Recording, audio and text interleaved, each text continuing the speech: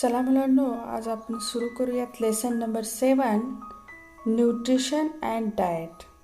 Nutrition म्हणजे पोषण आणि डाएट म्हणजे आहार. पोषण आणि आहार असं आपल्या लेसनचं नाव आहे. सुरुवातीलाच पुस्तकामध्ये आपल्याला काही पिक्चर्स दिसत आहेत.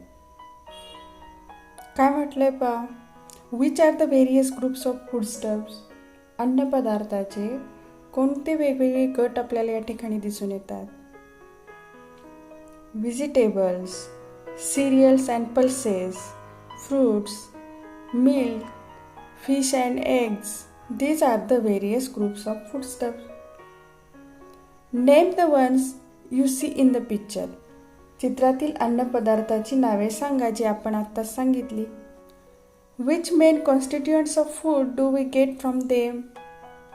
कोणते मुख्य अन्नघटक आपल्याला या पदार्थातून मिळतात. तुम्ही मागील इयत्तेमध्ये आपण जे अन्नपदार्थ खातो त्या अन्नपदार्थातून आपल्याला कोणते अन्नघटक मिळतात हे शिकला आहात. आठवा पाहू, कोणकोणते अन्नघटक आपल्याला आपल्या अन्नपदार्थातून मिळतात. Which are the different constituents of food that we get from our food. That are carbohydrates, fats, proteins, vitamins, minerals and fibres. कोणते अन्नघटक आपण जे अन्न खातो त्या अन्नपदार्थातून आपल्या शरीराला मिळतात. कार्बोहायड्रेट्स म्हणजे कर्बोदके, फॅट्स म्हणजे स्निग्ध पदार्थ, प्रोटीन्स म्हणजे प्रथिनं, विटॅमिन म्हणजे जीवनसत्वे, मिनरल्स म्हणजे खनिज, फायबर्स म्हणजे तंतुमय पदार्थ. याला आपण रफेज असं सुद्धा म्हणतो. या अन्नघटकांनाच आपण पोषक तत्वे असं देखील म्हणणार आहोत, ज्याला आपण इंग्लिशमध्ये न्यूट्रिएंट्स असं म्हणतो. Then what is mean by nutrients? The constituents of food which are useful for living things are called nutrients. सजीवांना उपयोगी पडणाऱ्या अन्नघटकांनाच आपण पोषक तत्वे असं म्हणणार आहोत. What is mean by nutrition then? Nutrition म्हणजेच पोषण. आणि पोषण म्हणजे काय? The process of intake of food and water and its use for the growth of the body is known as nutrition. ज्या प्रोसेसमध्ये, ज्या क्रियेमध्ये आपण अन्न आणि पाणी घेतो आणि त्याचा उपयोग शरीराच्या वाढीसाठी म्हणजे ग्रोथसाठी करतो, या क्रियेलाच आपण न्यूट्रिशन असं म्हणणार आहोत. समजलं का मुलांनो? What is meant by nutrients? The constituents of food which are useful for living things are called nutrients. Which nutrients we get from our food? Carbohydrates, fats, proteins, vitamins, minerals and fibers. What is meant by nutrition?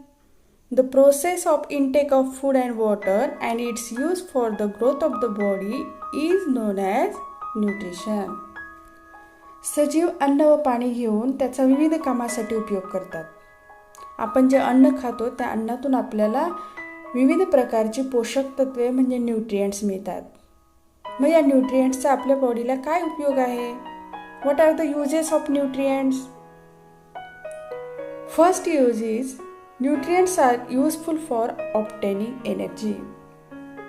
आपल्याला विविध क्रियासाठी लागणारी ऊर्जा ही आपण खाल्लेल्या अन्नातून म्हणजेच पोषक तत्वातून मिळत असते. Then nutrients are useful for growth of our body. शरीराची वाढ होण्यासाठी देखील ही पोषक तत्वे आपल्या शरीराला आवश्यक असतात. Normal functioning of the body. शरीराच्या विविध क्रिया किंवा शरीराच्या दैनंदिन क्रिया व्यवस्थितपणे पार पडण्यासाठी आपल्याला ही पोषक तत्वे आवश्यक असतात.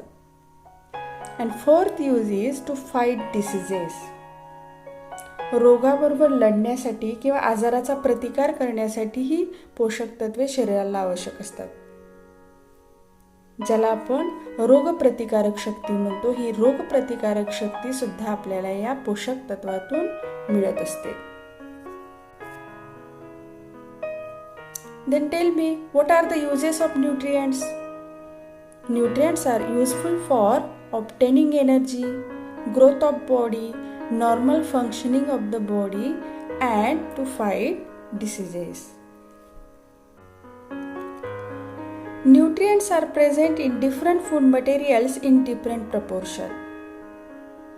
आपण जे दररोज जेवण करतो या अन्नपदार्थातून आपल्याला ही वेगवेगळी पोषक तत्वे वेगवेगळ्या प्रमाणात मिळत असतात.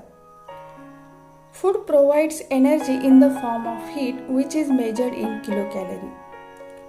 मुलांनो, आपण खाल्लेल्या अन्नपदार्थातून आपल्याला उष्णतेच्या म्हणजे हीटच्या स्वरूपामध्ये ऊर्जा मिळत असते. आणि ही उष्णता ऊर्जा मोजण्यासाठी किलो कॅलरी नावाचे एकक वापरले जाते. आणि म्हणून अन्नपदार्थातून मिळणारी जी ऊर्जा आहे हे ऊर्जा मोजण्यासाठी सुद्धा किलो कॅलरी नावाचं एकक वापरले जाते. Children of growing age should get approximately 2000 to 2500 calories from the food they eat. वाढत्या वयातील मुलामुलींना म्हणजे तुमच्या वयातील मुलं ज्यांच्या शरीराची वाढ होते त्यांना रोज साधारणपणे 2000 ते 2500 किलो कॅलरी ऊर्जा अन्नातून मिळण्याची गरज असते. चला तर मुलांनो, आपण आता पाहणार आहोत हे न्यूट्रिएंट्स आपल्याला काय खाल्ल्यानं मिळतात आणि याचे आपल्या शरीराला काय उपयोग आहेत. First nutrient is carbohydrates. Carbohydrates म्हणजे कर्बोदके. What are the sources of getting carbohydrates? ही कर्बोदके आपल्याला कशाद्वारे मिळतात? सिरियल्स म्हणजे तृणधान्य. आणि तृणधान्य म्हणजे तरी काय? तर व्हीट म्हणजे गहू, ज्वार म्हणजे ज्वारी, बाजरा म्हणजे बाजरी, राईस म्हणजे तांदूळ. या तृणधान्यातून आपल्याला कार्बोहायड्रेट्स मिळतात. आणि या तृणधान्यापासून आपण राईस म्हणजे भात, चपाती और रोटी, भाकरी, ब्रेड अशा गोष्टी बनवत असतो. आणि आपण आपलं दररोजचं ताट पाहिलं तर या ताटामध्ये आपल्याला हे कार्बोहायड्रेट्स मोठ्या प्रमाणात दिसतात. भाजीपेक्षा चपाती, भात याचं प्रमाण ताटामध्ये निश्चितच जास्त असतं. आणि असं का असेल? या कार्बोहायड्रेटचा आपल्या शरीराला काय उपयोग आहे? It is the main source of energy. Carbohydrate is the main source of energy. म्हणजे आपली मुख्य गरज ऊर्जेची असते आणि ही ऊर्जेची गरज कर्बोदकामुळे भागवली जाते. मोठ्या प्रमाणात शरीराला आवश्यक असणारी ही ऊर्जा कर्बोदके आपल्या शरीराला पुरवत असतात. काय लक्षात ठेवायचं मग? What are the sources of carbohydrates? Rice, chapati और रोटी, भाकरी and bread. These are the sources of getting carbohydrates. And what are the use of carbohydrate? Carbohydrates give energy to our body. Second nutrient is fats. Fats means स्निग्ध पदार्थ. What are the sources of getting fats? कशाद्वारे आपल्याला हे स्निग्ध पदार्थ मिळतात? Oil, ghee and butter म्हणजे तेल, तूप आणि लोणी. या पदार्थांपासून आपल्याला स्निग्ध पदार्थ मिळतात. आणि आपण नेहमी ऐकतो की तेल, तूप, लोणी असे जे तेलकट पदार्थ आहे याचं प्रमाण आपल्या शरीरामध्ये कमी असलं पाहिजे. काय यूज आहे रे या फॅट्सचं शरीराला? Fats also give energy to our body. स्निग्ध पदार्थातून सुद्धा आपल्या शरीराला ऊर्जा मिळत असते. नेक्स्ट न्यूट्रिएंट आहे प्रोटीन्स. प्रोटीन्स म्हणजे प्रथिने. What are the sources of getting proteins? We get protein from sprouts, meat, eggs, pulses, milk and milk products. Sprouts म्हणजे उसळी, मीट म्हणजे मांस, अंडी, पल्सेस म्हणजे वेगवेगळ्या डाळी, मिल्क अँड मिल्क प्रोडक्ट्स म्हणजे दूध आणि दुधापासून बनणारे पदार्थ. अशा अन्नपदार्थातून आपल्याला प्रथिने मिळतात. And what are the uses of proteins? Protein is required for growth of our body. आपल्या शरीराची योग्य प्रकारे वाढ होण्यासाठी आपल्याला प्रोटीनची गरज असते. वाढीच्या वयामध्ये मुलांच्या शरीराची योग्य वाढ होण्यासाठी कुठलं न्यूट्रिएंट शरीराला आवश्यक असेल? ते आहे protein. Repairing the where and tear of the body. Where and tear म्हणजे झीज. शरीराची होणारी झीज भरून काढण्यासाठी देखील आपल्याला प्रोटीनचा उपयोग होत असतो. Protein is also used for life process. आपल्या विविध जीवनक्रिया चालण्यासाठी सुद्धा आपल्याला प्रोटीनची आवश्यकता असते. What are the uses of proteins? Protein is used for our growth. Then protein is also used for repairing wear and tear of the body and other life process. What are the sources of proteins? We get proteins from sprout, meat, eggs, pulses, milk and milk products. Next nutrient is fibers. It is also called roughage. आणि fibres म्हणजे तंतुमय पदार्थ. What are the sources of getting fibers? We get fibers from cereals, sprouts, fruits and vegetables. हे तंतुमय पदार्थ आपल्याला तृणधान्यातून किंवा उसळीमधून, फळं आणि पालेभाज्यामधून मिळत असतात. What is the use of fibers? Fibers helps in the digestion of food. आपल्या अन्नाचं पचन व्यवस्थित होण्यासाठी आपल्याला तंतुमय पदार्थाची आवश्यकता असते. Next nutrient is minerals. Minerals म्हणजे खनिज. खनिज आणि जीवनसत्व म्हणजे मिनरल्स आणि व्हिटॅमिन्स याची आपल्या शरीराला कमी प्रमाणात गरज असते, परंतु त्यांच्या कमतरतेमुळे आपल्या शरीरावर, आरोग्यावर गंभीर असे परिणाम होऊ शकतात. आणि त्याच्याविषयीची माहिती या ठिकाणी आपल्याला या चार्टमध्ये दिलेली आहे.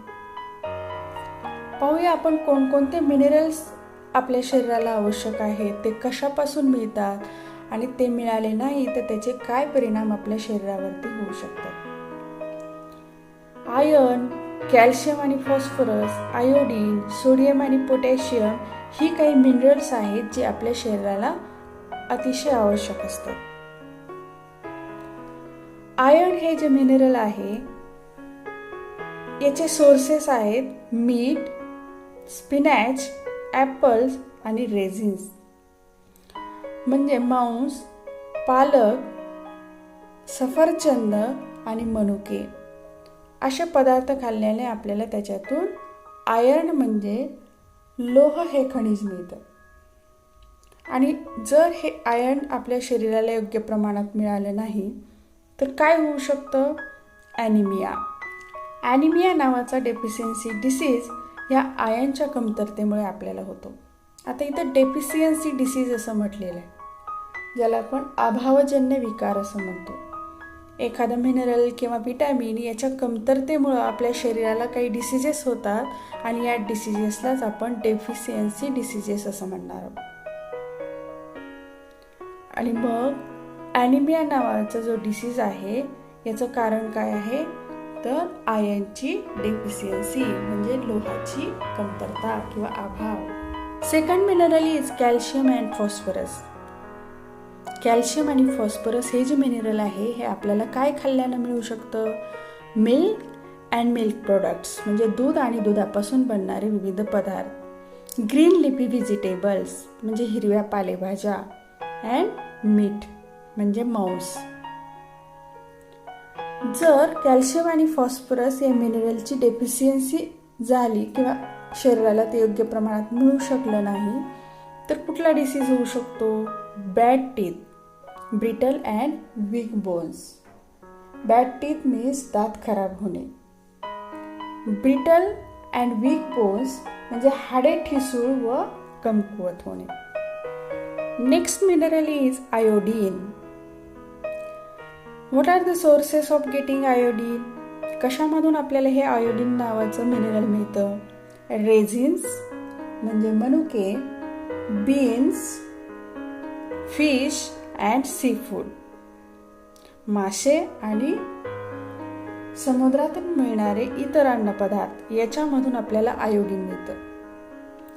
आणि जर हे आयोडीन आपल्या शरीराला योग्य प्रमाणात मिळू शकलं नाही तर गॉयटर नावाचा डिसीज होतो. गॉयटर, ज्याला मराठीत आपण गलगंड असं म्हणतो. टीव्हीवरती तुम्ही मिठाची जाहिरात पाहत असताना आयोडीन मिनरलची माहिती पाहिली असेल. दिवसाला आपल्याला अगदी सुईच्या टोकावर बसेल एवढ्याच आयोडीनची आवश्यकता असते. आणि नेहमी आपण मीठ खरेदी करताना त्या पुड्यावरती आयोडीन युक्त मीठ अशा पद्धतीनं लिहिलं असेल तर ते खरेदी केलं पाहिजे. नेक्स्ट मिनरल आहे सोडियम अँड पोटॅशियम. सोडियम आणि पोटॅशियम ही खनिजं आपल्याला काय खाल्ल्याने मिळतात? सॉल्ट म्हणजे मीठ, चीज, लिफी व्हेजिटेबल्स म्हणजे पालेभाज्या, फ्रुट्स अँड पल्सेस फळं आणि डाळी या गोष्टी खाल्ल्याने आपल्याला सोडियम आणि पोटॅशियम मिळू शकतं. आणि जर सोडियम पोटॅशियमची डेफिशियन्सी आपल्या शरीराला झाली तर इनइफिशियन्सी ऑफ मसल्स म्हणजे स्नायूची अकार्यक्षमता हा डिसीज होऊ शकतो.